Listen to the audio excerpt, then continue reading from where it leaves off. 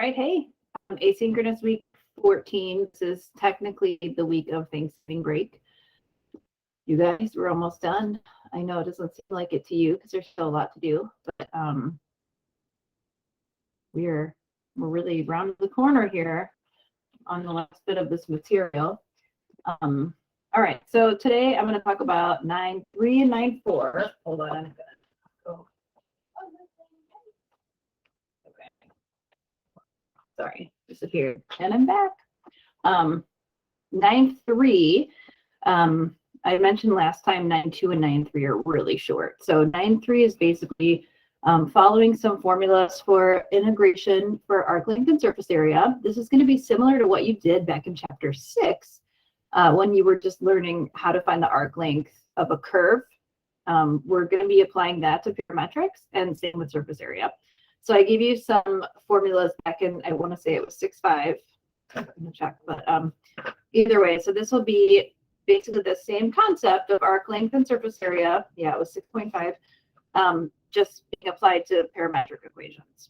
So without further ado, 9.3 arc length, surface area of a solid of revolution.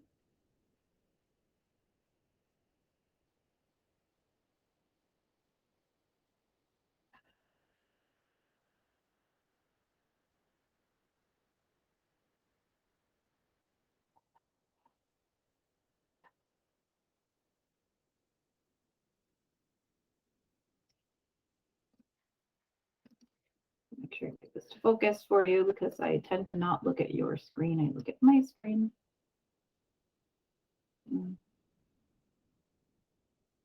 Maybe about as good as it gets. All right. First, we're going to talk about arc length. So I'm going to give you a formula for arc length. It's going to look really, really similar to what you saw in 6.5 when you're talking about functions. The difference is that now we have two equations because we're talking about parametric equations. So not only do we just have f of x equals, but we have x equals some function in t and y equals a function in t. So here's your theorem. Arc length for parametric equations. For a smooth curve C,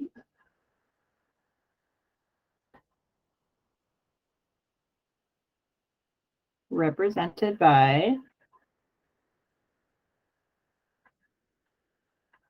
the parametric equations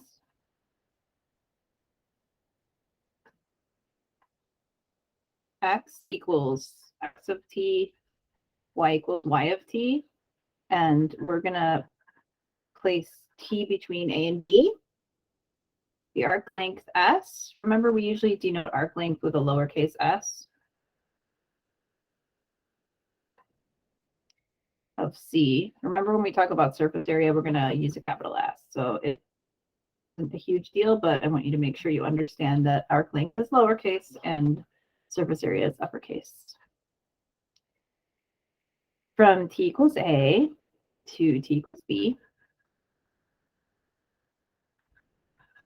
is given by, and here's your formula. So this is the integral from a to b. You know, we haven't integrated in a while, except for that brief little period of time where we're using the integral test in chapter 8.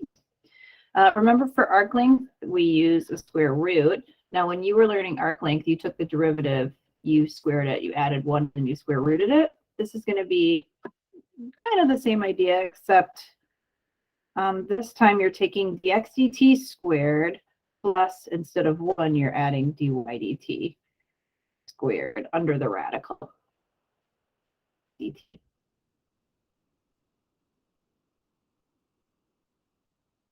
Okay, so that is your arc length formula.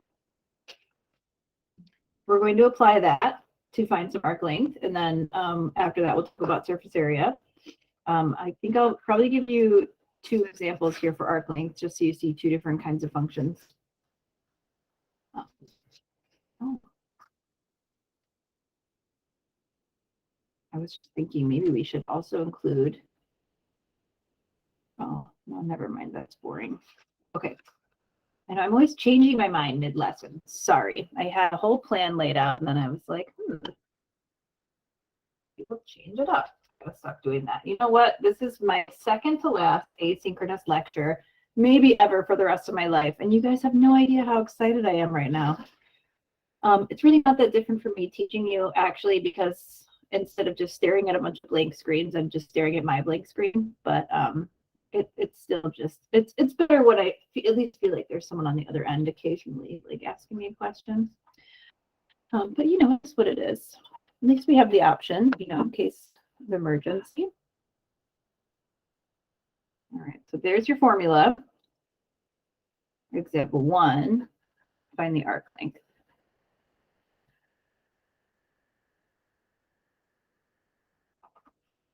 And the way these are going to be presented to you, just like you saw parametric equations in sections 1 and 2, will just be with x equals and y equals. Usually you'll see x of t equals and then y of t equals. So I'm going to do it like that to match what you're going to see on your homework. So we'll have x of t equals 3t squared plus 4, and y of t equals 2t cubed plus 1. And we are going to look at that from t equals -2 to t equals 3.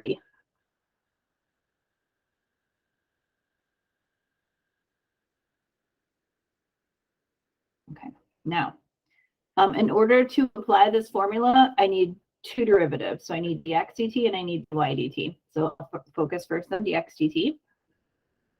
And you can call it x prime if you want. It does not matter which notation you decide to go with. All right, so take your derivative and you'll get 6t. And then for dy dt, again, you're taking your derivative. And this time you'll get 6t squared. Remember, the derivative of a constant is 0, so we don't need to include that in either case. When you square that, we can probably actually just put this all under the radical and do everything at once. I don't think this one's going to give you too hard of a time.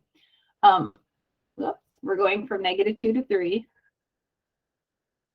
because those are the bounds for t. It might say from t equals -2 to t equals 3, but you guys get the gist. You've seen enough of these to know.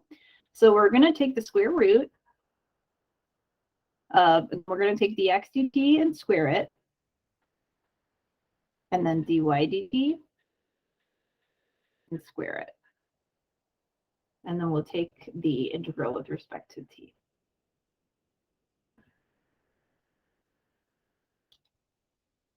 So let's go ahead and simplify under the radical. First, you'll have 36t squared plus, and now remember that when you square this product, you're going to be applying the square to each factor in the product. You'll have 36t to the 4th for the second term, dt. Now, don't be thinking u substitution right here, because if you try to do a u substitution, you'd end up in nowhere, because you would take du and then you wouldn't have anything out here to cover that variable. So you're going to have to simplify it down. Go ahead and factor out the 36t squared, the GCF. And what that leaves you with is 1 plus t squared dt. And if you were kind of thinking like, well, how would I have known to do that? Well, 36 is a perfect square and it's under the radical. Another thing is, you're not going to be given problems here where you just can't integrate them. I mean, if it was 37, I mean, I guess technically it could just be the square root of 37. But usually you're sort of tipped off to the fact that there's a perfect square under a radical. And then anytime you can factor something out under a radical so that you can simplify the radical a little bit is always a good idea. So let's go ahead and take the square root. Remember, we have that property that says that the square root of a times b is the square root of a times the square root of b. A lot of students try to apply that to addition or subtraction. It does not work for addition and subtraction, but it does work for multiplication, also division. So we'll take the square root of 36 to get 6. I'm going to just pull that outside of my integral. You know, I like to keep the constants on the outside. And then the square root of t squared is t. And then I still have underneath the radical 1 plus t squared. Now you should be thinking u substitution because you have a situation where if u is 1 plus t squared, well, du is 2t dt. You don't have 2t, but you've got 1t dt. 1t dt. All right, u is 1 plus t squared. Du is 2t dt. That means 1/2 du is t dt. For those of you who don't remember u substitutions, but hopefully by this time in Calc 2, you feel like that is just old news. 6 times 1/2 is 3. If you want to go ahead and switch your upper and lower limits of integration, that's fine. Then you won't have to back substitute. I know some of you guys think that takes longer. I can't argue about that, but I'll go ahead and switch my limits because I try to set a good example when I can. I think it's a good idea. Your t limits go from -2 to 3. U is 1 plus t squared. So that means 1 plus 3 squared is 10. 1 plus -2 squared is 1 plus 4, which is 5. So we'll be going now from 5 to 10. And if you want, since it's been a while since we've done these, I'll just go ahead and write it all down. We're going to be going from 5 to 10. T dt is 1/2 du, and then I have u to the 1/2. And then we'll just use the FTC and we'll be done with this one. 6 times 1/2 is 3, and then we'll increase the power by 1 and divide by the new exponent. So we felt like we did these so often, and now we're like, wait a second, what do we do here? Increase the power by 1. When we divide by the new exponent, we'll multiply by 2/3. And we'll go from 5 to 10. So the 3's are going to cancel, and this is going to leave you with 2 times 10 to the 3/2 minus 5 to the 3/2.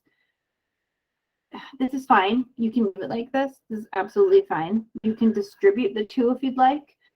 You can also write the 3/2 power as 1.5 if you want to do it like that. It does not matter to me. So there are many ways in which this answer can be rewritten. Up to you. Up to you. You pick. Okay, so that's arc length. So we found the derivative of x of t, the derivative of y of t, squared them, summed them up underneath the radical, and we integrated from one t pound to the next. That's it. We'll do one more of these. We're going to get tricky with it, because why not?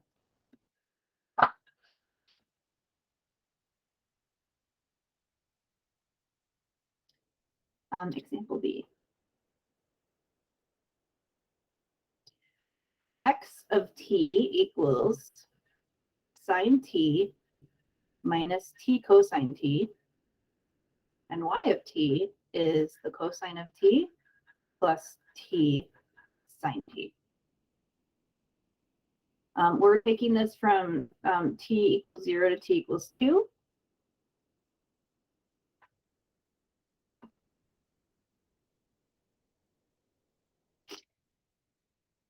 All right, let's go ahead and we'll find dx dt, dy dt, we'll square them, add them up, take the square root, and see what we end up with. We're obviously going to have to be simplifying something here along the way. I also want to point out here that when you take these derivatives, this is a product. This is a product. When you take the derivative of a product, you must apply the product rule. So that's what I'm going to be doing here in case it's been a while since you've taken the derivative of a product. I know, here we are at the end of Calc 2, but it's been a while. Seems like forever ago that we were doing stuff like this. All right, so the derivative of sine t is cosine t minus. Now, I know that the product rule is going to include more than one term. So I'm going to leave this minus sign right where it is. And then the terms that follow it, I'm going to have to distribute that minus sign to. So f prime g plus f, and the derivative of cosine t is negative sine t. And then we'll simplify.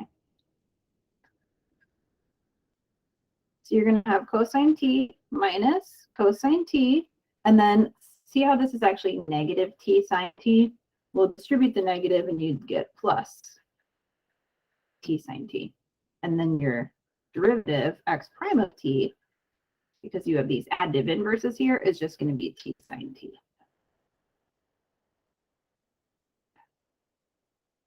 So that was your dx dt. I technically called it prime. It does not matter.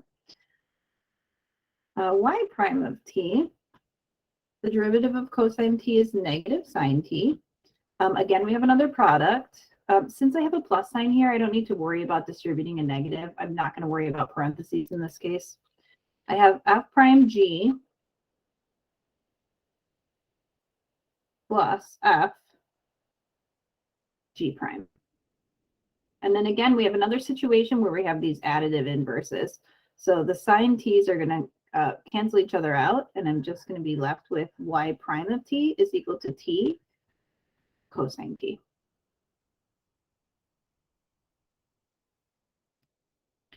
And hopefully the wheels are turning in your head and you're like, okay, so we're taking these derivatives and then we're going to square them.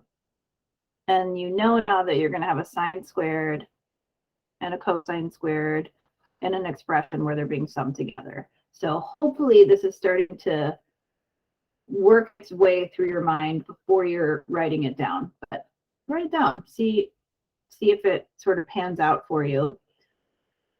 Your arc length is going to go from 0 to 2.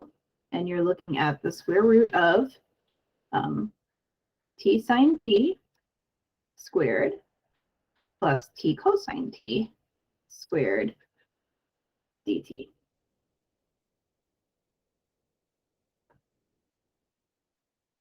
All right, so I'm going to simplify this a little bit. There's not a whole lot to do, but I have a product that's being taken to a power. So I'm going to take the product of the powers. So this is t squared sine squared t plus t squared cos squared t.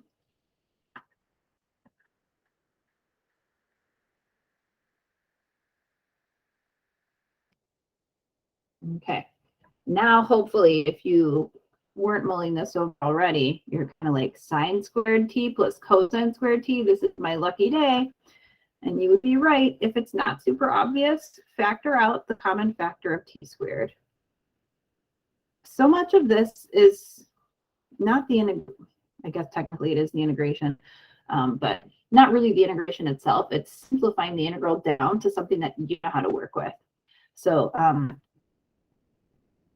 just being able to work with the formula that's inside here. I'm not worried about you being able to find derivatives and plugging it into formulas. I mostly want to make sure that we can actually take that formula and simplify it down to something we can write. Sine squared t plus cosine squared t is 1. What that leaves you with is the square root of t squared dt.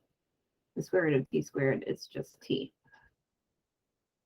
So here you were thinking that this was going to be some crazy problem because I gave you what looked like these crazy expressions, but really, that's what it simplified down to. We don't even need a substitution.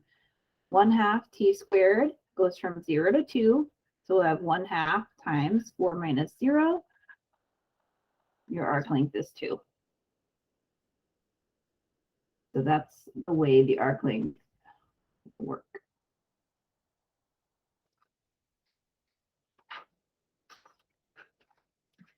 Right now, I'm going to give you some equations for surface area. We're going to do 2 different things with surface area, but they're going to be basically the same thing, just switching up which axis we're going to revolve our region about.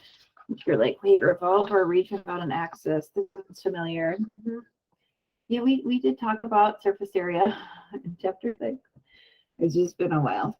By the way, if you don't remember, because it has been a while, I'll pop up a little graphic here for you. I'm gonna have to rotate my thingy here. So oh wait, you know, I don't have, every time I think I need to rotate, I don't. And if I don't think about it, my book's upside down. Okay. So surface area, I'm looking at your book on page 697.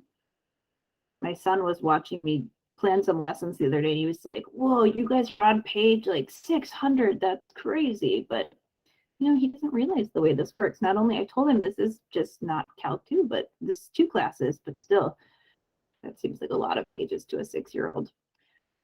Okay, so when we're talking about surface area, you're taking some function, you're cutting it off on these bounds from A to B, and then you're revolving it about an axis. Now, we can revolve this about a horizontal axis, like what you're seeing here in this figure, or you can revolve it about a vertical axis. So you can sort of get your own visual for what that would look like, because your book doesn't have one, oddly enough, but they give you formulas for both. And they give you homework problems for both. But I mean, you know how that's going to work. For instance, on page 699, you get this function. It's being rotated about the x-axis. It gives you this figure. But, you know, if you were to revolve it about the y-axis, you would get a different figure that would have a different surface area. So it makes a difference what axis you revolve it around, which is why you're going to have 2 different formulas. You know, just same with area. You would take the same region and you'd revolve it about the x-axis, you'd revolve it about the y-axis. And sometimes you'd get vastly different pictures depending on the axis that you were working with. My page just got darker. We'll see what happens when I start writing. Okay, your theorems for surface area for a solid of revolution, they look similar to what you're doing for arc length, just like they did back in chapter 6, with just a slight variation. So theorem, surface area.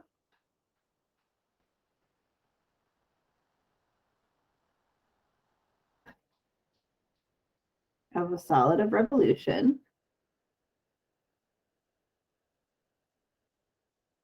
And this is for parametrics. I'm going to give you the first formula for when we revolve about the x-axis. So the surface area. This is capital S. That's the way we denote surface area of a solid of revolution.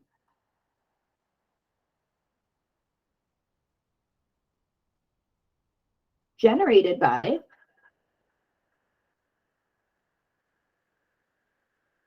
revolving the smooth curve C, represented by x equals x of t.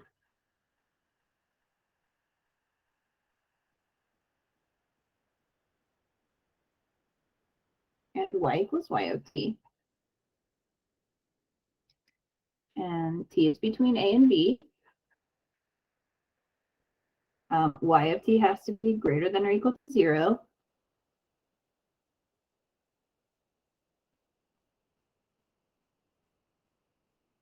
About the x-axis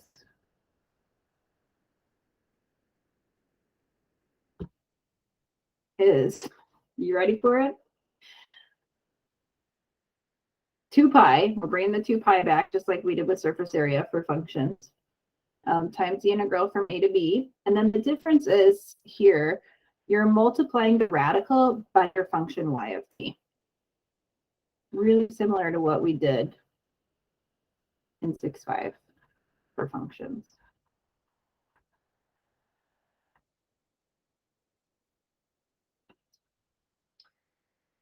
Okay. Now, the only difference here between revolving about the x-axis and revolving about the y-axis is going to be this function right here. And it seems like you might be thinking this is backwards, because you're like, wait a second, x-axis, y of t. No, that's correct. That's the way that it should be. If you're revolving it about the x-axis, then you are going to multiply by your function y of t, or whatever that expression is. If you're revolving about y-axis, so let's see, then of course we need to make this distinction that x of t has to be greater than or equal to 0. So I'll just say this about the y-axis. If x of t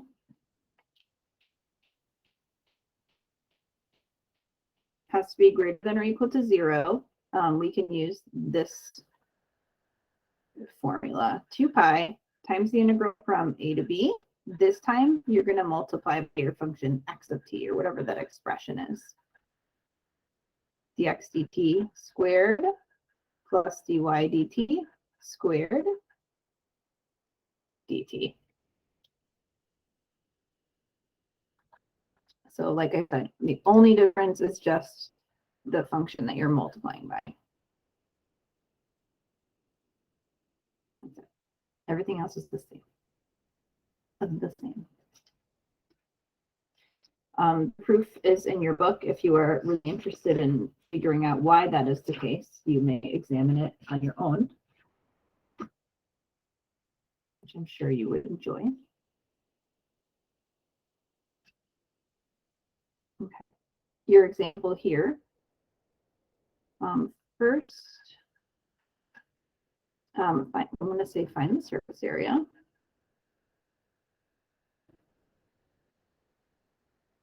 You want to get close to your book directions here, so word it the way it's done here.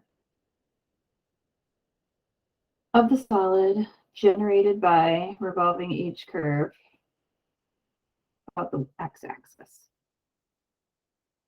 Find the surface area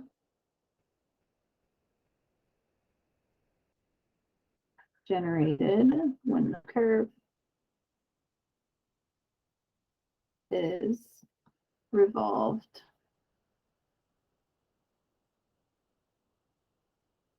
about the x-axis.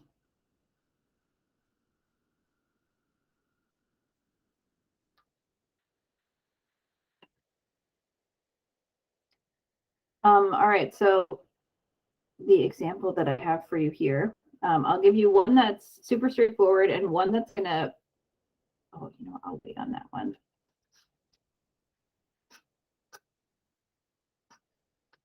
I was gonna do this one last, but you know what? I'll have to do it next. Okay. My original plan sticks once again. X of t is t, and y of t is 4 minus 2t. So this is going to be the super straightforward one, and we're going to take t from 0 to 2.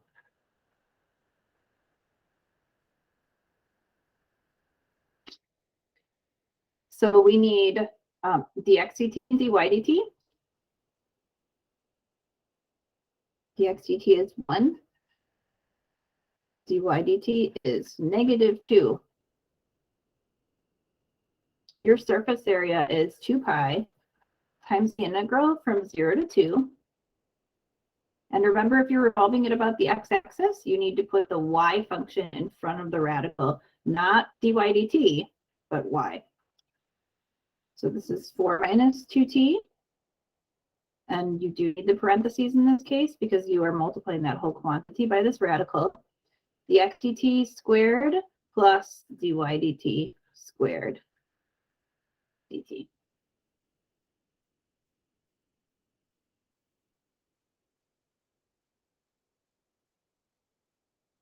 So this is 4 minus 2t, and then your square root is just the square root of 5. If that square root is bothering you, go ahead and pull it out front. I know it's bothering me. I just like to be out of there so I can see exactly what I have inside the integral. And now you can just integrate. You have here just this polynomial expression.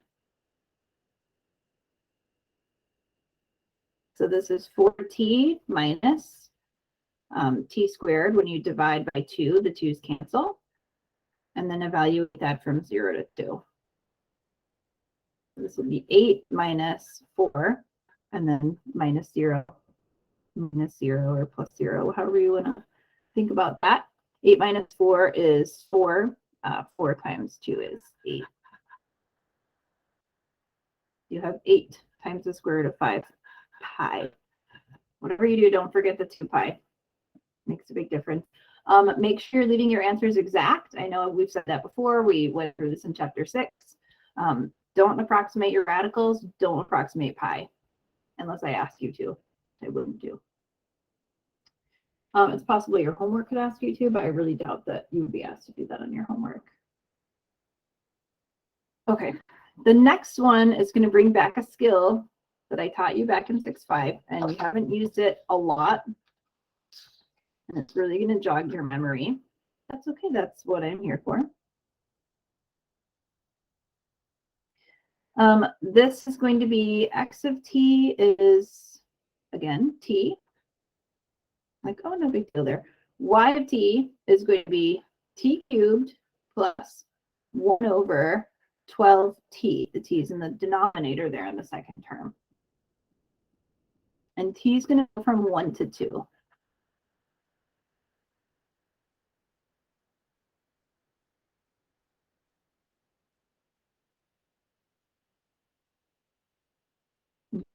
X of t, or I'm sorry, dx dt is 1. Awesome.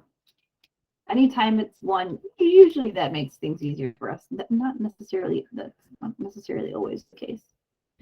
dy dt, if you want to rewrite y first before you take the derivative, you might want to do that. You might think that's a good idea to do. Just, you know, thinking about this t being in the denominator, and I'd rather have it taken to the negative first power. We spent a lot of time doing that in Calc 1. So instead of writing 1 over 12t, I'd write this as 1/12 t to the negative first power. And then y prime of t, or dy dt, however you want to write it, is 3t squared and then minus 1/12 t to the negative second power. So that's 3t squared minus 1 over 12 t squared.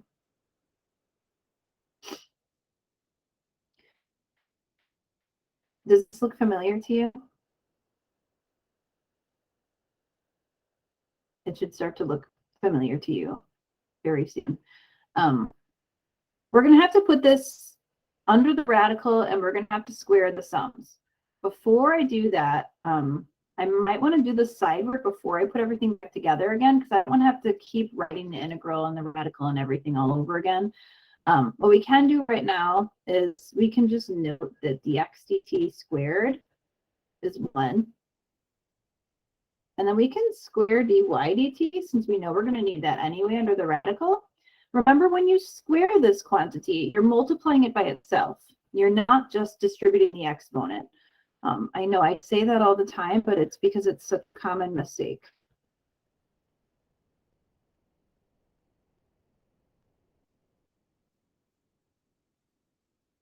Okay, so we're going to square this and see what we get. dy dt squared. I'm going to do first outside, inside, last. I'm going to FOIL these together. We'll get 9t to the 4th.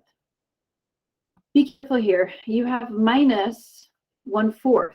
The t squareds cancel out. 3 over 12 is 1 over 4. And then you have minus 1/4. If this wasn't ringing a bell for you already, I'm hoping that it is now. Plus 1 over 144 t squared.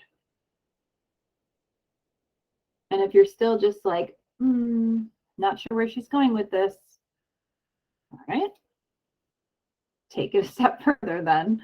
We're going to take the x dt squared and add it to dy dt squared, because we need that under the radical.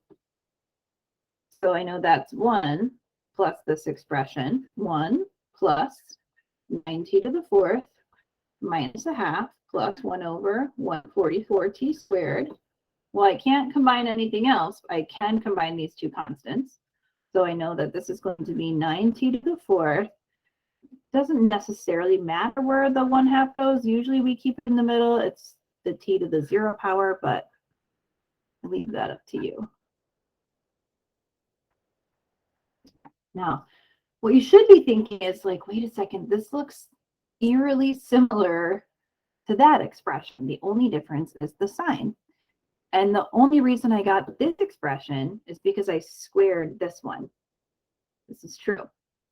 Remember that in order to find the surface area, you need to take the radical. Okay, where I'm going with this is that if you're going to take the square root of this quantity, it's going to be most beneficial to you to have this quantity written as a perfect square. Because if you take the square root of a perfect square, then you get to cancel out that square with the square root, and you just have whatever that expression is left over in your integral.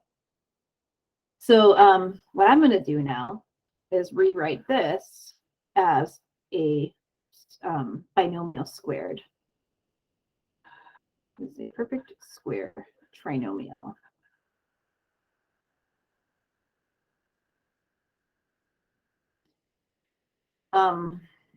I went through, and if you want to go back and look at your 6-5 notes, I did the algebra work for how to verify that you have a perfect square trinomial, but your middle term has to be twice the product of the square roots of your two squared terms, basically.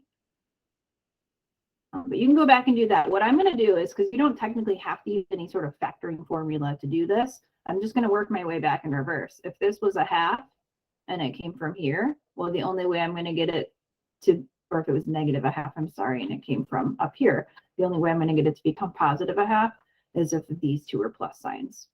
So I can now say that this is equal to 3t squared plus, and I'm including a little bit more work here, by the way, plus 1 over 12t squared.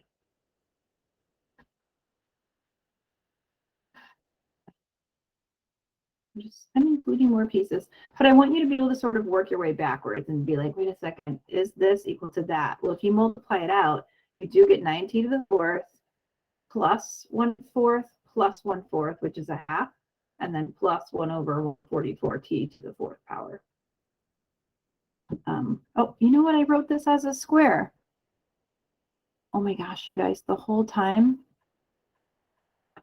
you were probably just going berserk over there at your house. Like, why did she write it as a square? It's definitely a fourth power.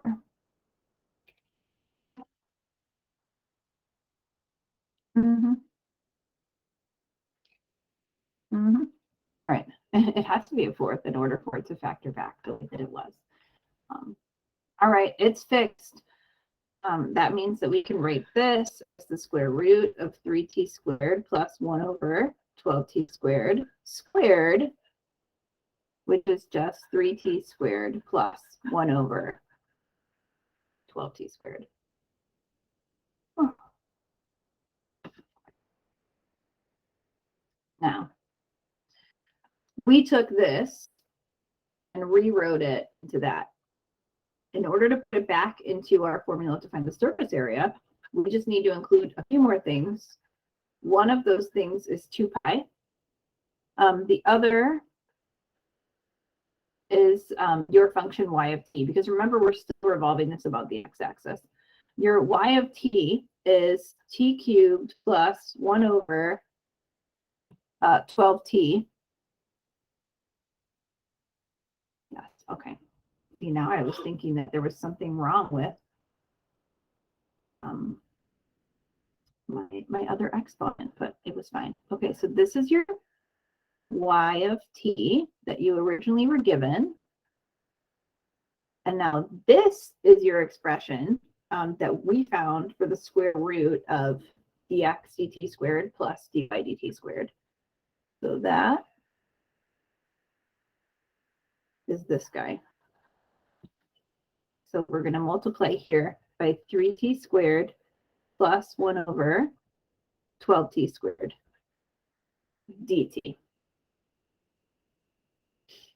And all we need to do here is just multiply these two expressions together so that we can simplify this so that we no longer have a product inside the integral, but we just have these terms that we need to work on integrating.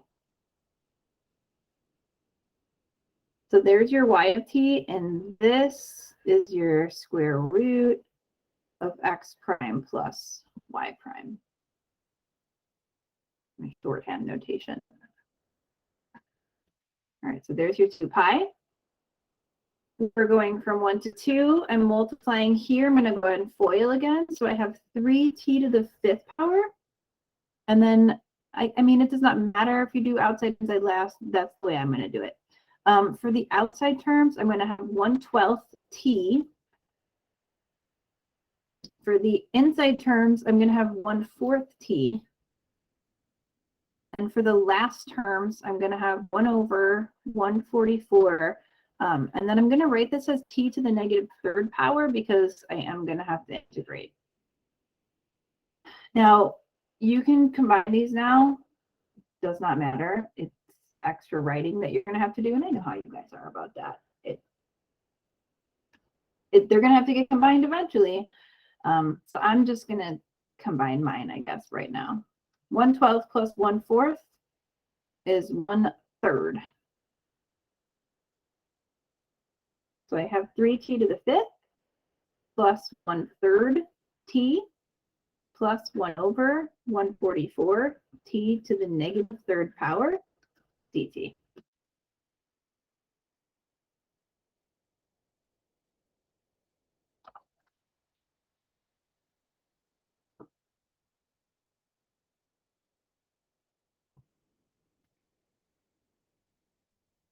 And now we'll integrate. So I'm going to increase the power by 1, divide by the new exponent. So I have 1/2 t to the 6th, 1/6 t squared. When I increase the power by 1, I get to -2. So I'm going to have -1/288 t to the -4th. And I'm going to take that from 1 to 2. Oh, t to the -2nd. If you want to write that as t squared in the denominator instead of writing it as t to the -2nd, since you're going to have to evaluate it, that's fine. You may decide that that's a better way to look at it.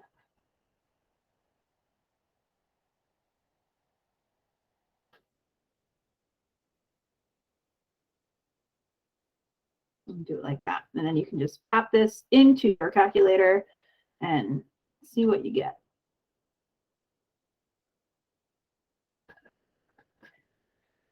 All right, so 2 to the 6th is 64. 2 squared is 4. And then minus 1/2 minus 1/6 plus 1/288. Moment of truth. 2 times the quantity. I'm going to pop the pi on at the end. 32 plus 2/3 minus 1/quantity, 288 times 4, parentheses, minus 1/2 minus 6 plus 1/288.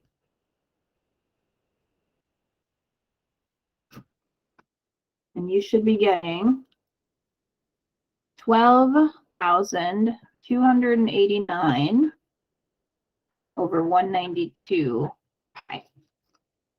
That's what I got the first time also. So excellent news.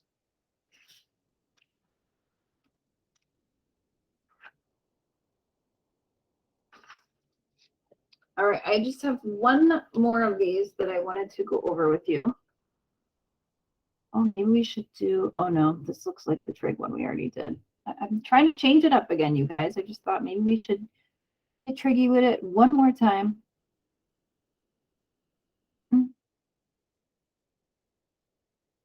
I mean, the one I was going to do isn't really that hard anyway.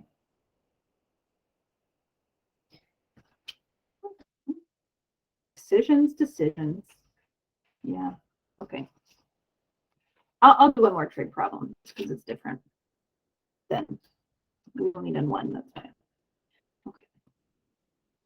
Example 3, find the surface area.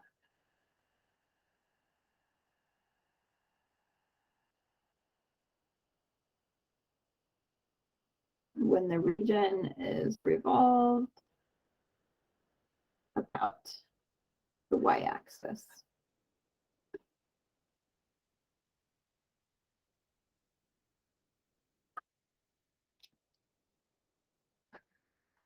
x of t is going to be 5 cosine t.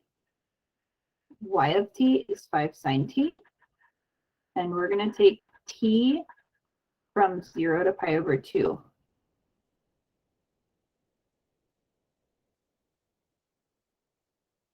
So we're revolving the y-axis. That means we are going to multiply by x of t inside our integral, and the integral itself is going to get multiplied by 2 pi. First, I need to find dx dt, which is negative 5 sine t, and dy dt is 5 cosine t. Well, my 5s are looking a little messy.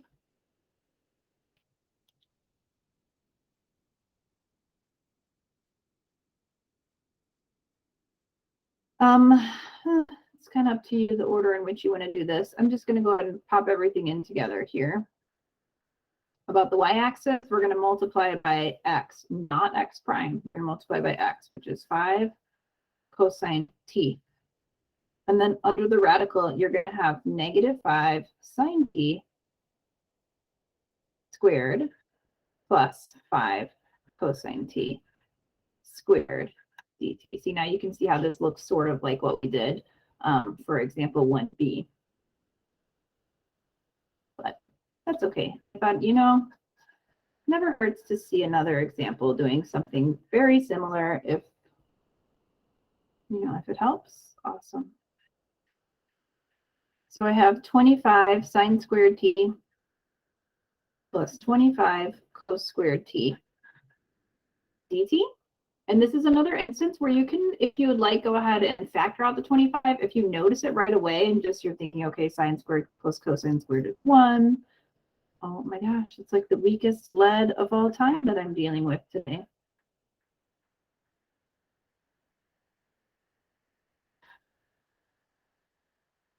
Okay, go ahead and factor it out if you want to think about it that way.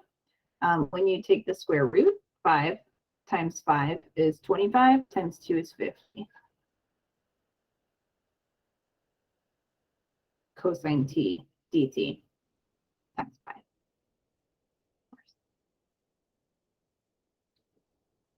All right, so the 50 pi stays right where it is. The integral of cosine t is sine t.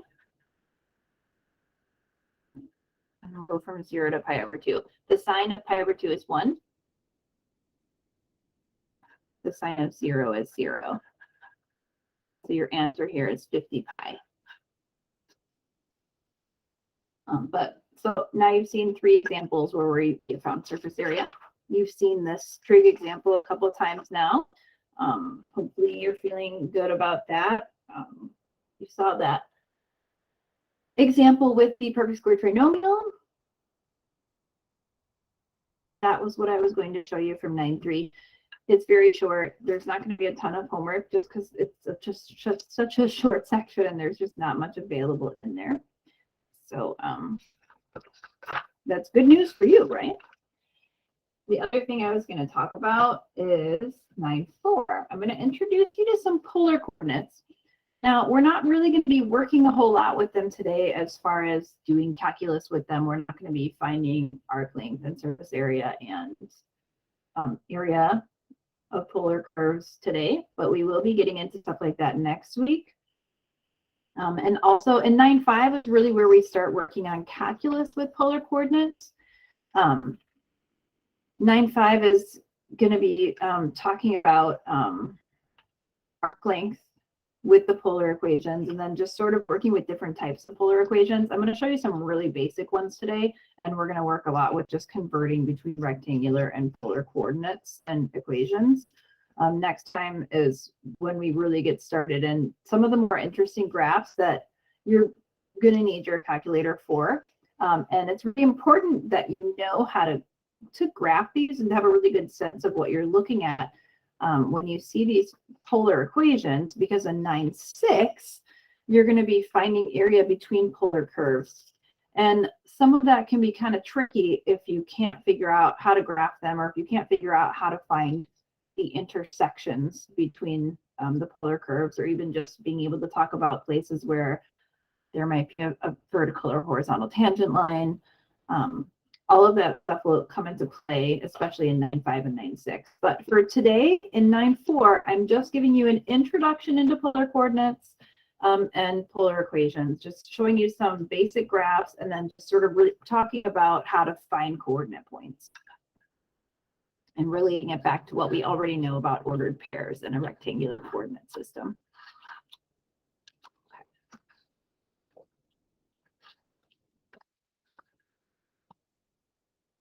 So this is 9.4 polar coordinates.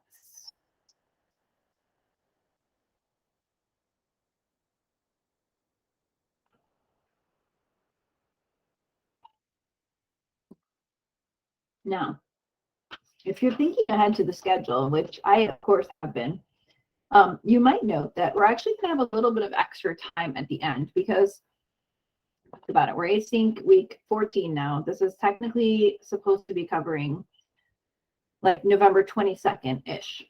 That means that I'll be covering asynchronously 9.5 on the 29th. And that means when I see you back in class on December 1st, we'll be talking about 9.6. Now that's the last section. So you might be wondering, well, if our test is until December 8th, what are we going to do December 6th? Well, that's a good question. What I'm anticipating for December 6th is more of like a Q&A covering maybe additional examples on area, because you're going to find that those examples are kind of tricky. So we're really just going to wrap up any questions that you might have, but I'm not going to have any new material to go over. And we can also take some time out to talk about reviewing for your final exam, because your final exam is going to be exactly a week after test 4. So test 4 is December 8th. Your final exam is December 15th.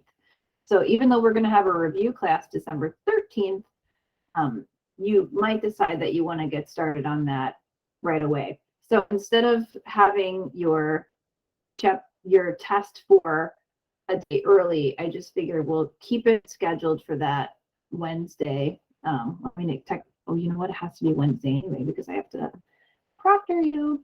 But that's just the way it's gonna work out for that week. All right. So yeah, for the 6th, for your asynchronous week, whatever that would be, 16. I think asynchronous week 16. I might end up just including additional office hour time and maybe a few more asynchronous examples or something.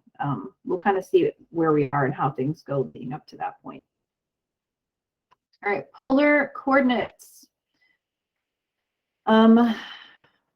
Your book has what I think is not like,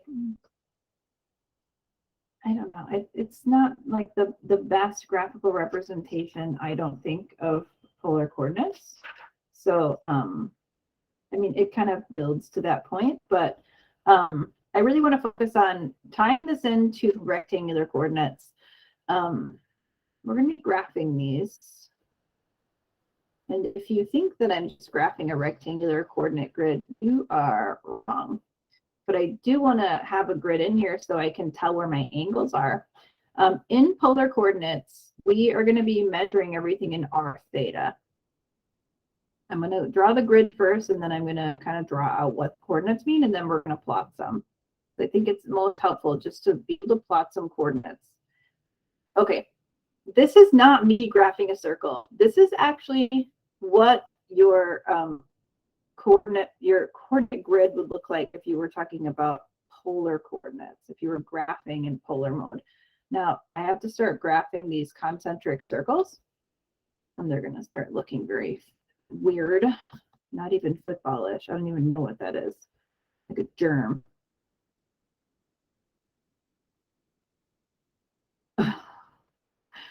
My kids brought home something that just looked blobbish once, and I was like, what is this? Like, it came home from school, and it was some craft, and he told me it was a germ. Like, oh, okay. I didn't know you guys were learning about germs, but that's cool. And then I talked to his teacher about it later, and she was like, we weren't talking about germs. Like, I don't remember exactly what it was supposed to be, but it was not a germ. Anyway, this is sort of where we are. 1, 2, 3, 4. This was pre-COVID, so now they do talk a lot about germs. We'll do one more and we'll go up to 5. Because why not?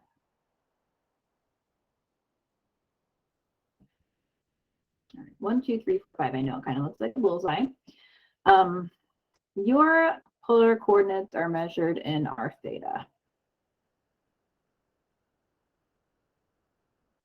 R is the radius, theta is the angle. So r is the distance from the origin to your point P.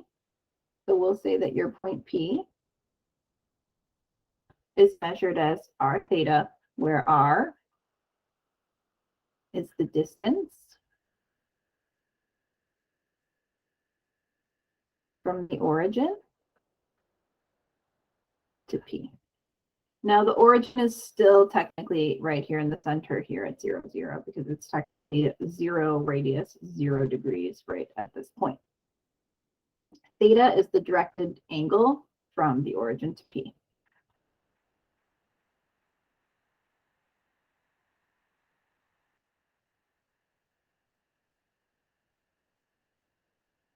Or let's say from the origin to P.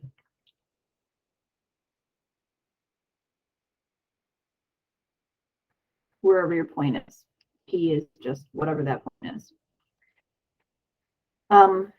It's really important to note that when you're working with polar coordinates, they are not unique like rectangular coordinates are. For instance, I'm going to make a note first. Rectangular coordinates, x, y, are unique. Polar coordinates are not. That means that you can have more than one. You can have an infinite number of polar coordinates that represent the exact same point. If you don't know what I mean by that, we're going to graph some examples. But if you're thinking about what you know about rectangular coordinates, if I told you to graph the point 2, 3, you'd be like, okay, fine. X, Y is 2, 3. We have to actually label that as X, Y now because we're not always going to be dealing in rectangular coordinates anymore. And you'll find that in Calc 3, you actually work quite a bit with polar coordinates. Sometimes you'll be converting things over there just because it will actually make your life easier. This cannot be anything except 2, 3. There's no other way that you can define that. It's 2 to the right of the origin, 3 up from that point. That's it. With polar coordinates, I'm going to show you how one point can be represented a bunch of different ways. So for instance, let's say I wanted to graph the point. Just pick one here at random. 1 pi over 6. Okay. So if I wanted to graph 1 pi over 6, first of all, I need to know where pi over 6 is. So you might even want to break this down further. Remember, pi over 6 is just going to be a third of the way from 0 to pi over 2. So pi over 6 is this radial line here, which now is 2 lines for me because I could not properly dot them. You know what I mean. And that one's pi over 3. You have a unit circle that I put up for you on D2 a long time ago. Hopefully you're really familiar with where all these angles are. But just a reminder. So let's say I wanted to plot the point 1 pi over 6. Well, the radius of 1 I've outlined with this first circle, 1. So if I wanted to plot the point at 1 pi over 6, well, there it is. This is the point at 1 pi over 6. We'll label that. I'm going to try to label this in a different color, and we'll see if it works. 1 pi over 6. However, I can also get that exact same point by thinking about what's happening on the other side of this hole. So if I were to turn pi over 6 into this hole that goes all the way through, well, pi over 6 plus pi gets me to 7 pi over 6. And of course, this one over here is 5/3 pi. Oh, no. Oh, 4/3. 5/3 is in quadrant 4. Yeah. 4/3. 1/3 plus 3/3 is indeed 4/3, but it looks mangled now. Okay, that's better. If I wanted to represent this point using a different coordinate, I could. And the way that I would do that would just be by picking an angle that's coterminal or that is pi in difference from the angle that I currently have. So I can pick an angle that's pi more or pi less. I can even go into negative angle values and I can rename this. And you might be thinking, well, how could you possibly add pi to the angle and still get over to the point? Because wouldn't you be down here then in quadrant 3? No, I mean, yes, technically if you didn't adjust the radius, but let's say that I wanted to use the angle 7 pi over 6. Well, now I'm on this line. If I used the radius value of 1, I'd be over here. I would be in trouble. What you can do, though, is account for that by making the radius negative. Now, a negative radius value takes you the opposite direction from the way you were going to go from the origin up through your angle line. So I could say that this point is also at 7 pi over 6, somewhere on this line, and then -1, which takes you back the other direction. So that would just be another way of saying the same thing. Now I have other colors here. Oh. So we could say that this is also -1, 7 pi over 6. But that's just one more example. I mean, think about all the infinite angles that are coterminal with pi over 6, not even just ones that are coterminal with 7 pi over 6, but we could add 2 pi. So pi over 6 plus 12 pi over 6 is 13 pi over 6. We could even say that this angle or this point is at 1, 13 pi over 6. It's a coterminal angle. You would still be at that same point. So what we just did there was we found that this point could be named in 3 different ways. There are an infinite number of ways we could have named the point. So same exact spot, but different coordinate points can represent it. Just because we can have a negative radius value by going the opposite direction from our angle, or we can just use a coterminal angle and keep the radius exactly the radius that it is.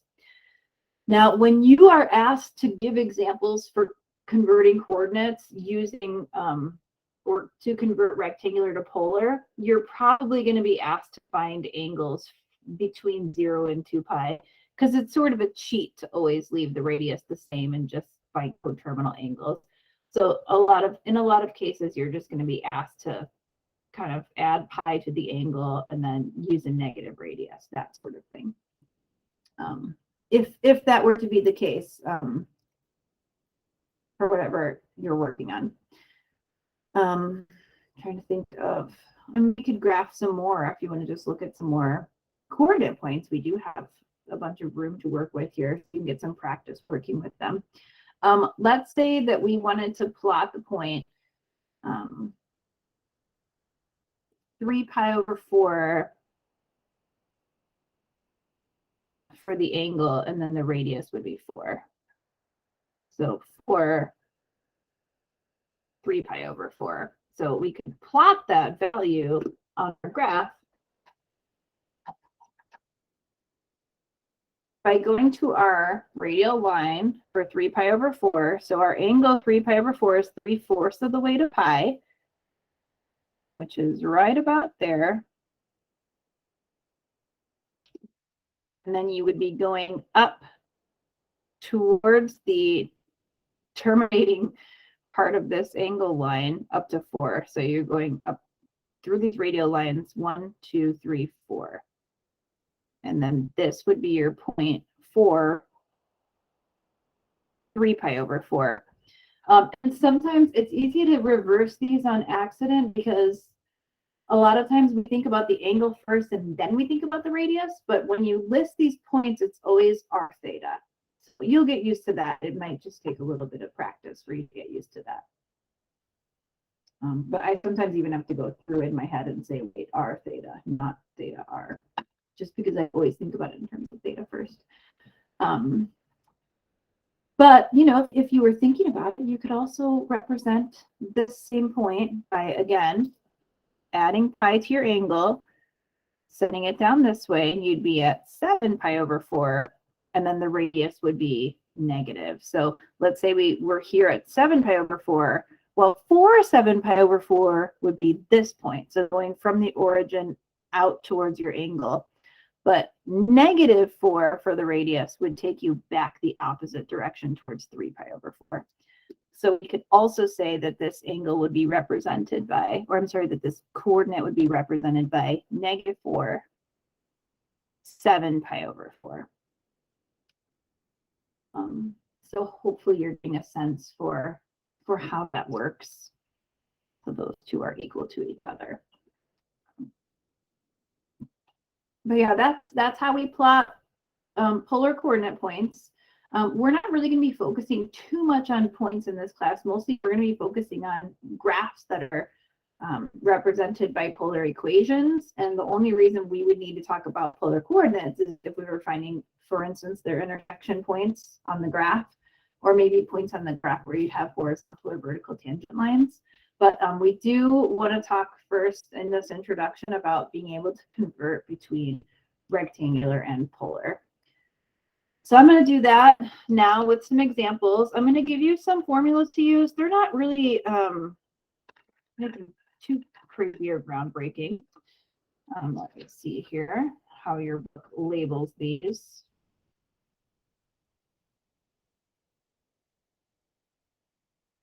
You know what? I'm going to write down this note actually because it kind of summarizes. It's kind of a good summary of what I just said, but in words. And I know that for some of you, that's really helpful. It's on page 703 in your text, but it's saying a point P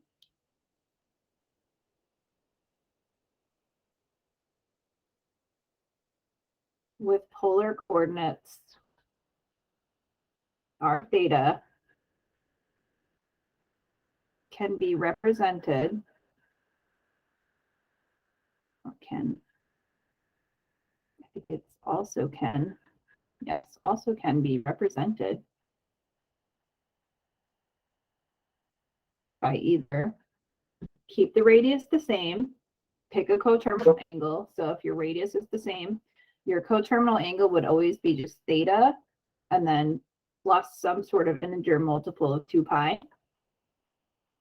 So 2 pi n, whatever you want n to be negative or positive. Or you could make the radius negative, and then you could add odd integer, or you could add integer multiples of pi to your angle. So keeping r negative, and then taking your angle theta plus 2n plus 1 pi, where n is an integer.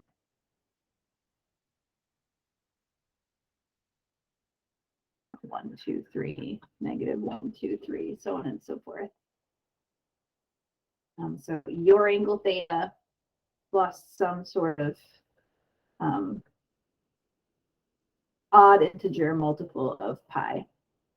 So if n is an integer, multiply it by 2, and it's always going to be even. Add 1 to it, it's always going to be odd.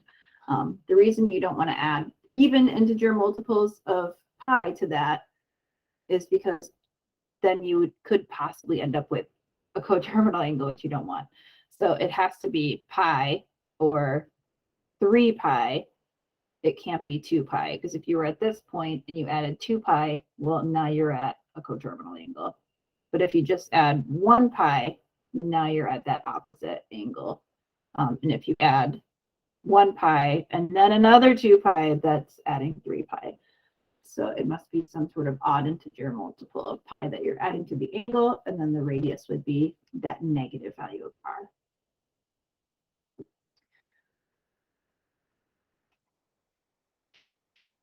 Oh, wonderful.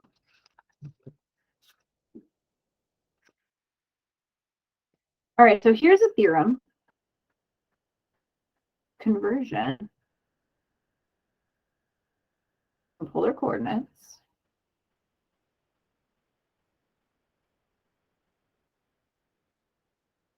to rectangular coordinates. I keep saying rectangular coordinates. Rectangular coordinates, are the Cartesian coordinates that you're used to seeing from algebra, the ones that you've always seen all of your life, the X and Y's.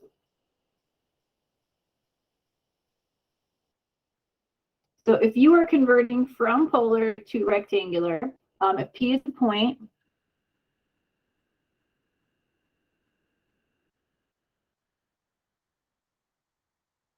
the coordinate r theta, then the coordinates of x, y are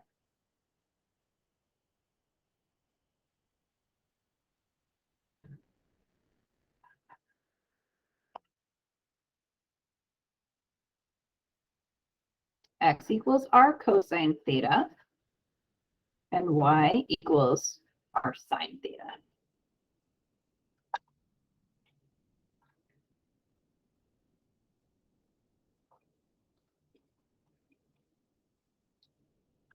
Now, going from polar to rectangular is easier because remember we said that rectangular coordinates are unique. So you're going to find the rectangular coordinates and that's it. You're just going to have to find one example.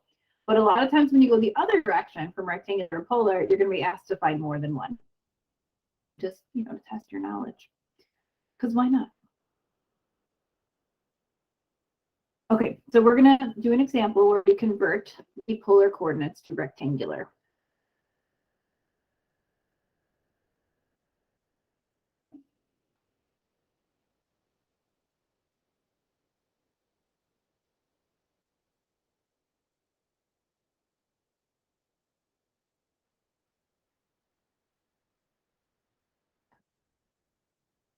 A lot of times your coordinates are going to be listed as like r theta equals or xy equals, just to make sure that it's clear what type of coordinates you're given. Because even though you might be thinking like, well, won't it be clear because won't polar coordinates always have some pi in them? Not necessarily. Remember, pi is an exact value. You could be given some sort of decimal value that could still represent a radian. Pi is just a measure of radians. So you might not necessarily see a polar coordinate given to you in terms of pi. So this one is going to be 3 pi over 3. And you're being asked to turn this into x, y. So you're going to find x and y by using x equals r cosine theta and y equals r sine theta. So x equals r cosine theta, which is 3 cosine pi over 3. And y equals r sine theta, which is 3 sine pi over 3. And you have to know your trig function values. These are all going to be special angles. Otherwise, you're just going to have to give approximations in your calculator and you'll be told to do so. But it's very important that we know these. The cosine of pi over 3 is a half. The sine of pi over 3 is root 3 over 2. And I mean, you decide how you want to write that, but that's what it's going to look like.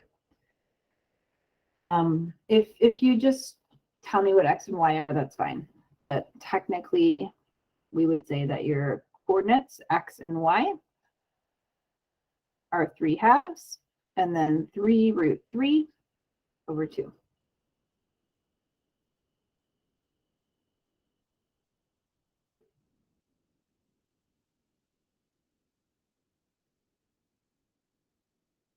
And that's it. Since you're new to this, if you would like to graph this just so that you can get a sense for where that point is located on the whichever coordinate grid you're deciding to use, we can do that. You'll kind of see how they overlay in the same spot. So you were looking at 3 pi over 3. So I'll try to do a nice job graphing this. We'll see. You know how it is with these concentric germs.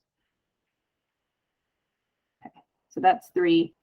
Pi over 3 is right about here, so 3 pi over 3 is right about there.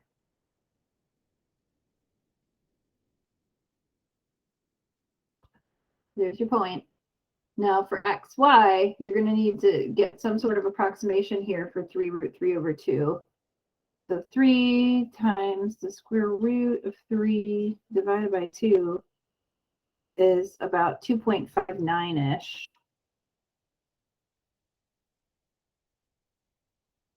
2.598-ish. So for you, it's like 2.6-ish.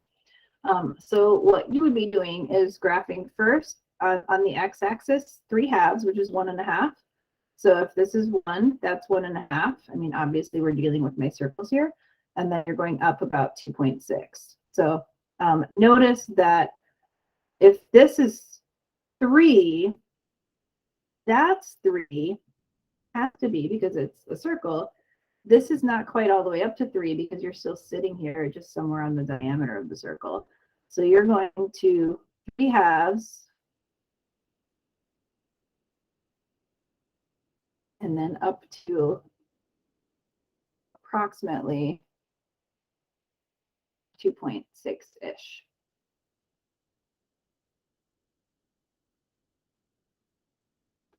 Same point, just with different coordinates depending on what coordinate system you're working with.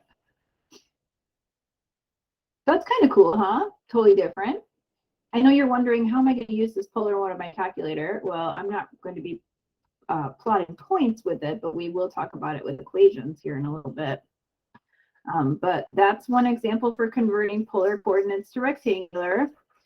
But like I said, you might not always see your polar coordinates using multiples of pi. So, and that's okay. Your other example would be, well, let's say that r theta is like 5.4, 2.31. Remember that these are measures in radians, or I'm sorry, this is a measure in radians because it's an angle. This is a distance from the origin, 5.4. So to find x and y, you're going to let x be r cosine theta. You have to remember which ones are. I mean, it's, of course, I've stated this, so it's a little bit easier to see that. R cosine theta and y equals r sine theta. And this you're just going to have to pop into your calculator. Make sure you are in radian mode. Always in this class, you should never be in degree mode, always radian mode. You don't want to be taking the cosine of 2.31 degrees. All right, so I'm double checking. Yes, I'm in radian mode. 5.4 times the cosine of 2.31 radians is approximately equal to negative 3.64-ish. Of course, you'll be given a number of decimal places to round to. We'll do the same thing now for the sine. This is approximately 3.99-ish.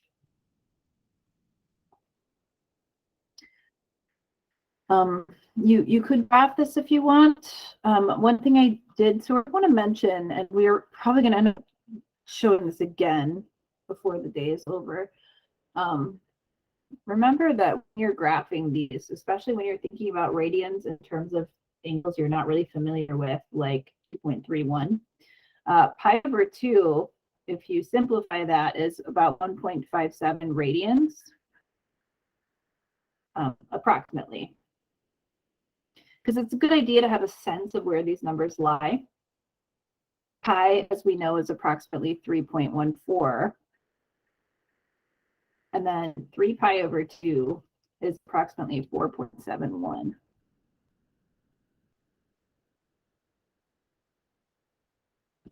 And of course, we know that 2 pi is approximately 6.28.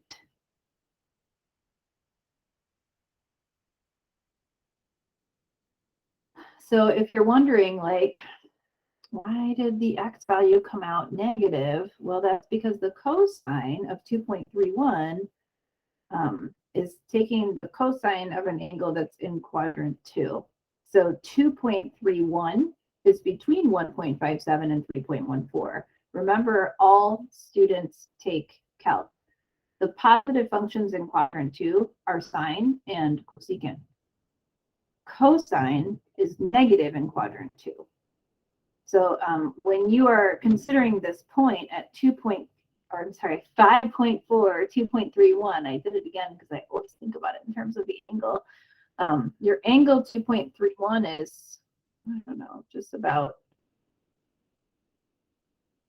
has to be closer to this, just about over here somewhere. And then your radius is 5.4.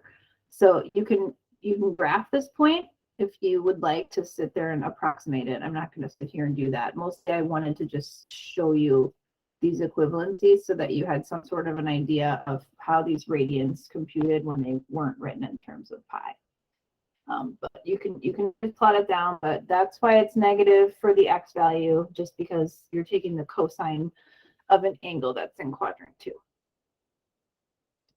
But feel free to plot that point if you want to. I don't feel like drawing any more germs right now for that. Let's do the opposite. I'm going to give you a theorem for converting from rectangular to polar.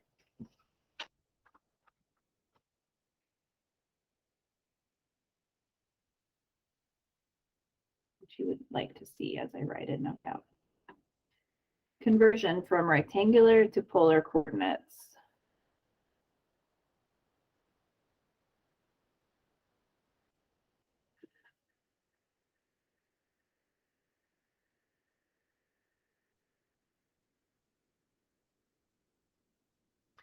If P is any point in the plane with rectangular coordinates x, y,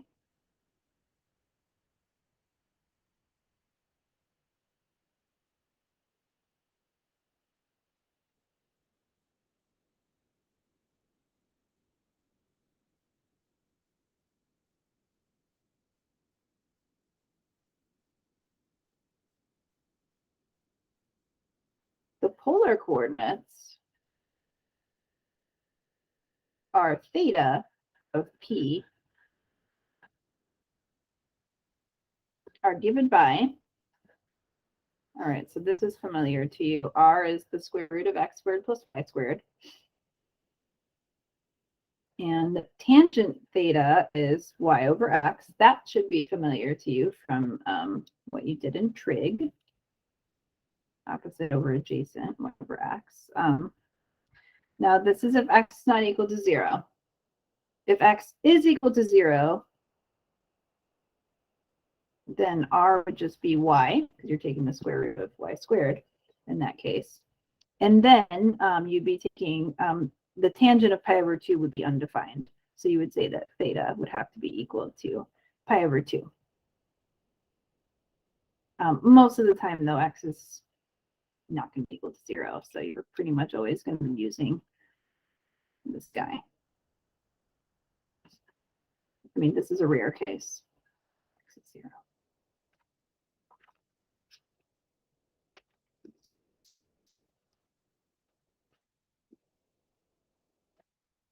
So on your homework, you're going to be asked to find more than one example for converting rectangular coordinates to polar coordinates.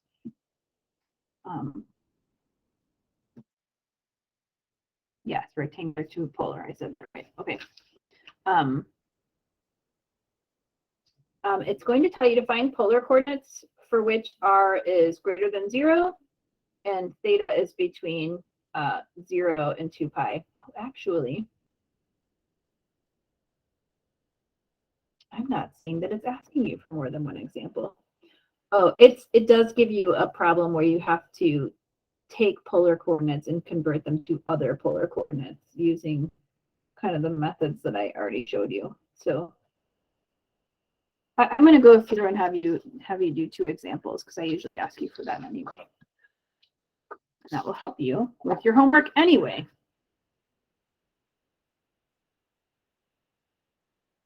And also to grasp the concept, which is the most important thing.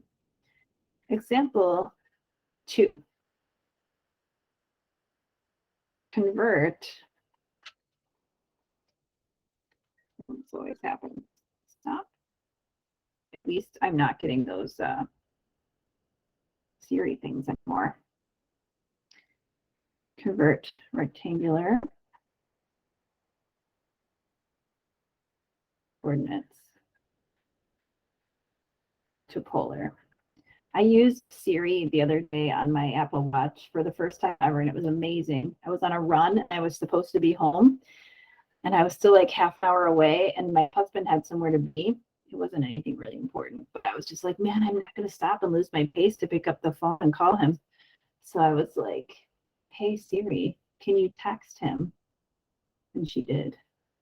Okay. Anyway, she sent him my whole message. It was amazing. I highly recommend it. And I didn't have to stop. And now I'm like a Siri convert. She thinks I'm talking to her again. All right. Example A. Oh, you know what? I'm going to specify here that I want you to give 2 examples with theta between 0 and 2 pi. Okay. So we're going to do that. Your first one is going to be -2 and 2 root 3. Now, I'm giving you a rectangular coordinate here. So if it's helpful to you, I'll just write that as xy equal to the coordinate point -2 and twice the square root of 3. Now, I gave you a theorem for this. I know that the piece that came first was this one. If I were you, I'd focus on the angle first. But what can I do? First, you're going to go with tangent theta is y over x. And then we'll find theta, and then we'll focus on finding r.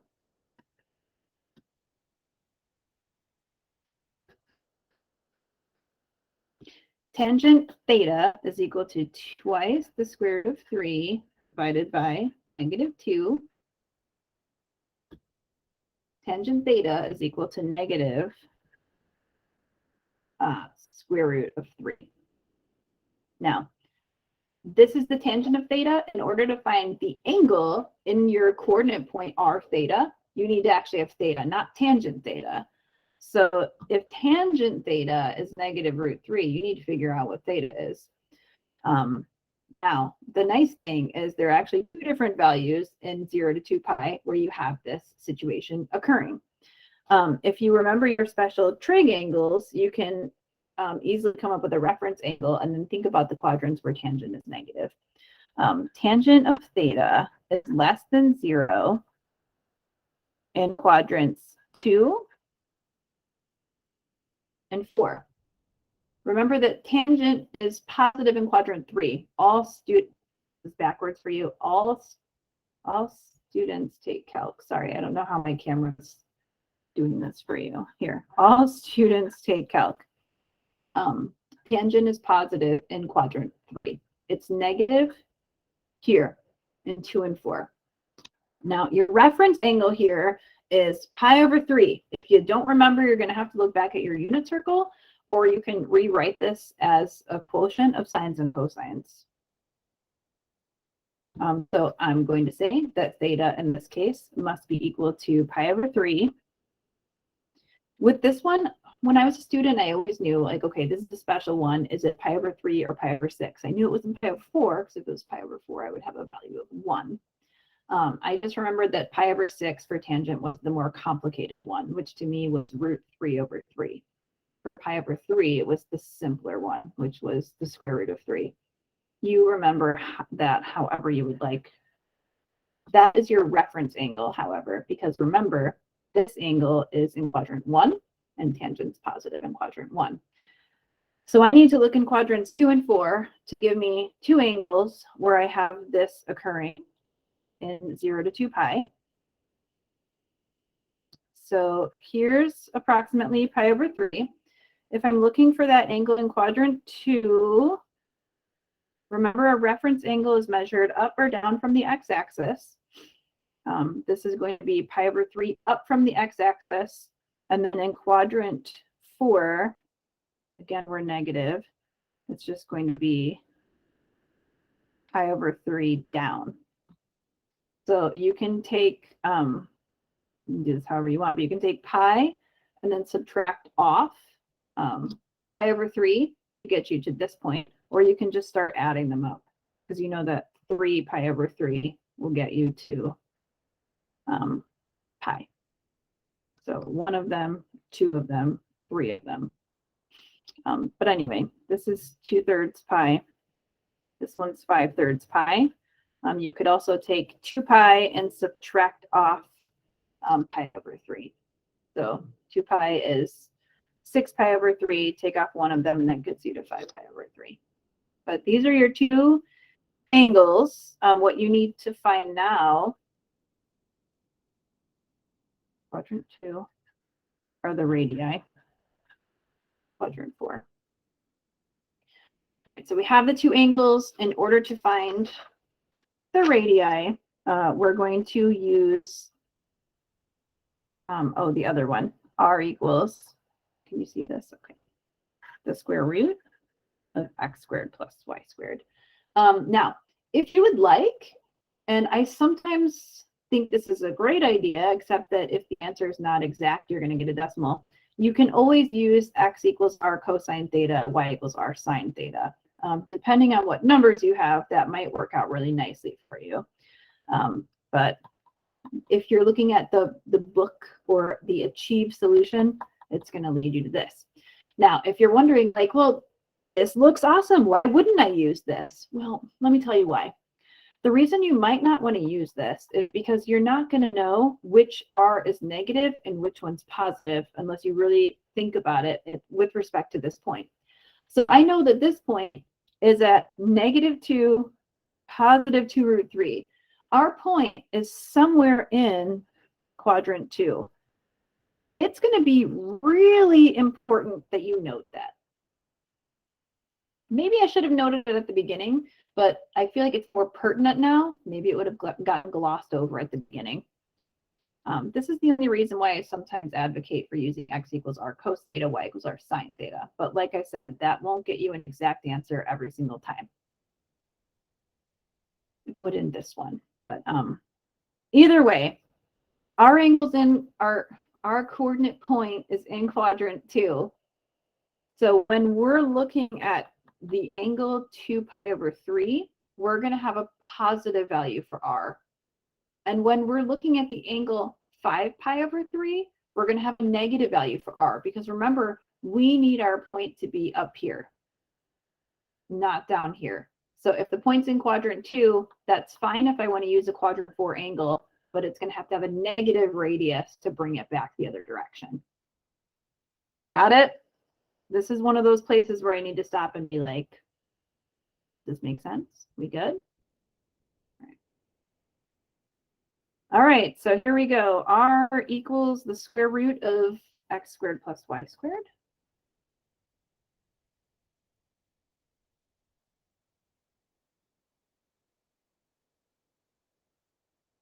So we have r equals the square root of 4 plus, this is just 4 times 3, which is 12.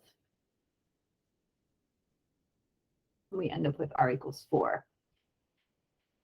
So the positive radius goes with the quadrant 2 angle.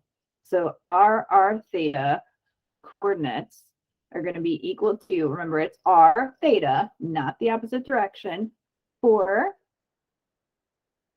2 pi over 3. And we can also use -4 5 pi over 3. And again, this goes back to that note that we went over on the first page of this section where we said, okay, it's either going to be, your r theta, or it's going to be -r, and then an odd integer multiple of pi plus your angle. So these would be the 2 examples in 0 to 2 pi.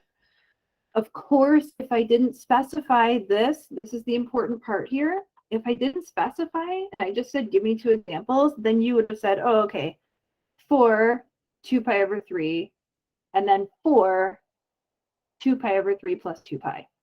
And you would have just given me a coterminal angle, and you would have just kept the same radius value. And that would have been a little bit of an easier thing to do.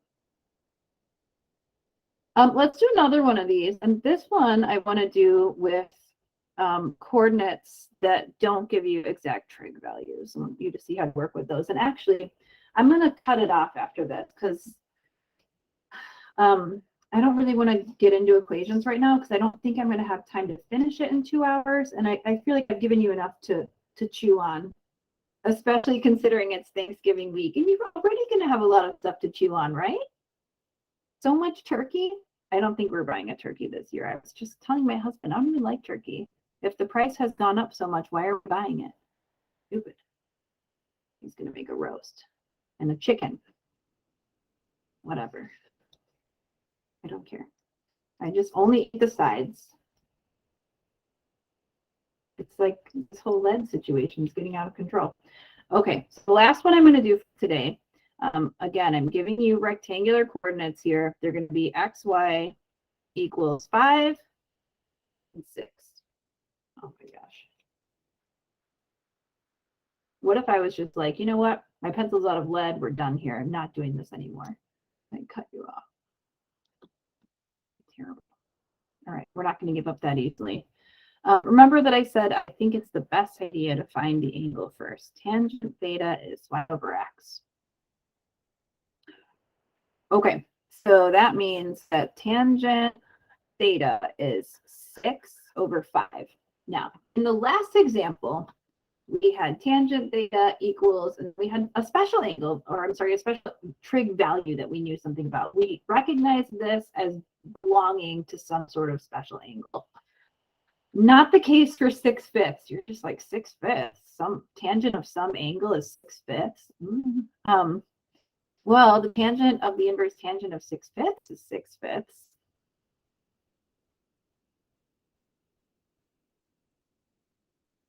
And that's the exact value here. So that's what we're going to use. You can always put that into your calculator if you would like to figure out what is happening. By the way, you might want to note that this is a quadrant 1 angle. We've got that. It's x and y are both positive. So this would be your quadrant 1 theta.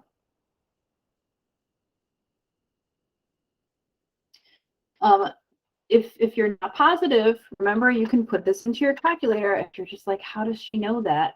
Well, it has to be, first of all. But take the inverse tangent of 6/5, and you can get the angle. And then we kind of already drew out what your quadrantal angles would be. It's about 0.876.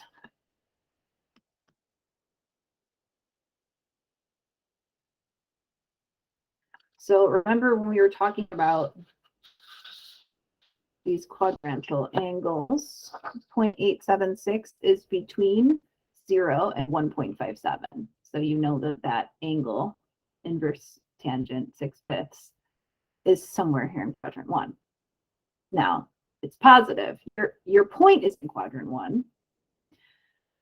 So what you're going to do when you find your second coordinate point in r theta for your polar coordinates is you're going to find an angle in quadrant 3 where your inverse tangent is also positive, or your tangent value is also positive, not your inverse tangent, or your tangent's positive. And then you're going to make the radius negative to bring it back to quadrant 1.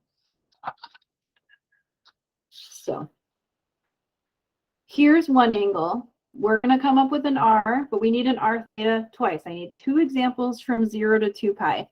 So in order to get to quadrant 3, I'm going to take my original theta, which was in quadrant 1, inverse tangent 6/5, and I'm going to add pi. Now, I like exact answers. I love this. You might hate it because you're just like, there's way too much symbolism happening here. I just want a number. Feel free to add pi to the value that we found for the inverse tangent of 6/5 in your calculator. If you really want to approximate it just for your own happiness, 4.018. We'll write 4.02. Now that, just by eyeballing it, it's not obviously on the other pole, but if you were originally at 0.876 and your new one is at 4.02, Well, 4.02 is somewhere down here. It's in between 3.14 and 4.71. So somewhere over here. And then your 0.876 was approximately somewhere up there. Okay, so whoop.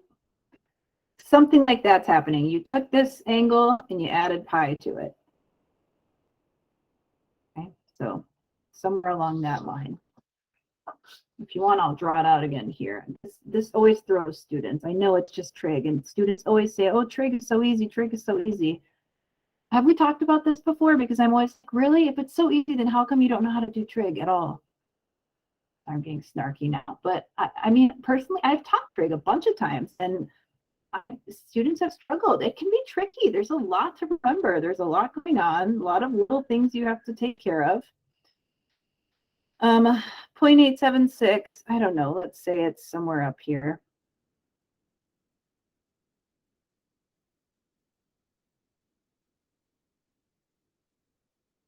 So we'll say that is your theta over here, wherever that point is, who knows, 5.6, but that looks decent to me.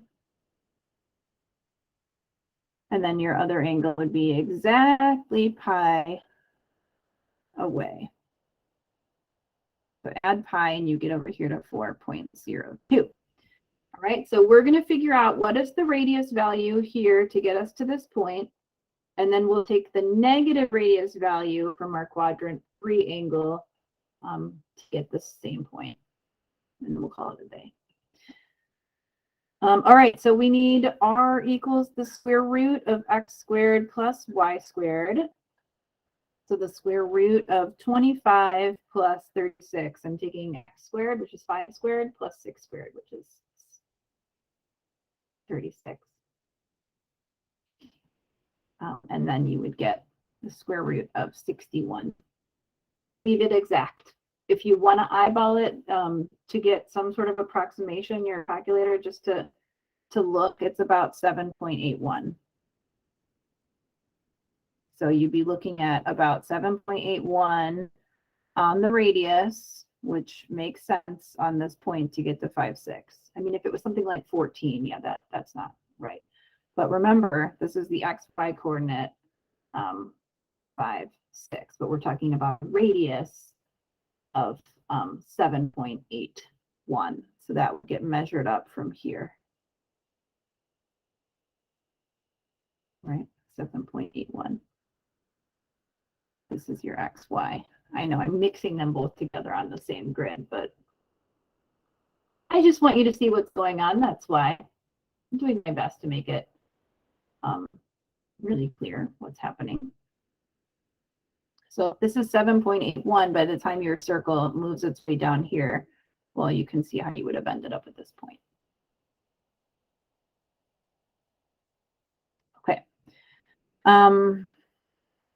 You know, Pythagorean theorem too, if you would think about it that way, with this r, that's really where this comes from. It's just that distance between x and y. If this is your y and that's your x, your r is just represented by the hypotenuse of the triangle that's created there. Anyway, all right, here are your points r theta. So we're going to use the positive value of r for your quadrant 1 angle, because that's where your point was anyway. The quadrant 1 angle was the inverse tangent of 6/5. And then your other example will be the negative value for r, the inverse tangent of 6/5 plus pi. Remember, we want this to be in between 0 and 2 pi. If I add pi to it, it's going to get me into that range, but in quadrant 3, which is what I want. When I'm down here, I need the radius to be negative, so I get back up into quadrant 1. You guys, I love this stuff. Oh, I find it so fun. And it's so interesting to see the same stuff you've been looking at all of your lives in a different way. What could be better? I just don't know. All right, next time we're going to talk about polar equations. We're going to have a huge focus on that since I didn't start out with the more basic ones today. Spent a little bit more time on 9.3 than I expected to, but that's fine because we have a little bit of extra time. and because we're going to need the time in the last 2 sections. So we're golden right now. We are good to go. So this is technically your Thanksgiving week. If you're watching this on time or whenever, your next lecture will also be asynchronous. Sorry, that's just the way it is because you had the test and then you had Thanksgiving. So asynchronously, I'm going to talk about polar equations, and we're going to talk about converting between rectangular and polar equations. And then in 9.5, we're really going to get into the nitty-gritty of different types of polar equations and graphing them and talking about arc length. And then we'll talk about area in 9.6 when I'll see you in person. And that's going to be the trickier thing. So if there's anything that we are doing in person, I'm really glad it's 9.6. I'm also glad, though, especially since we've had so much asynchronous time, that we're going to be able to wrap this up together in person with that last section. And you can really, come to me with any questions that you have, anything that wasn't clear. I'm going to put up some homework. Obviously, it won't be due for, I don't know, whatever a week from the 22nd is. Sorry, right now for me, it is November 16th. Trying to get this done early because I got all your tests to grade, which you're taking tomorrow. I know it's weird because it's like the future for me, but when you're watching this, it'll be the past. Your homework for this will be due the 29th. That's all. I hope everyone has a really great Thanksgiving break. Hopefully you're not bogged down with too much work. Stay strong, you guys. The semester is almost over. You made it this far. You can do it. It's going to be awesome. Don't quit at the end. Trying to come up with some sort of parallels, but I got nothing. Have a wonderful Thanksgiving break. Don't eat too much turkey. I'll see you guys soon. Adios.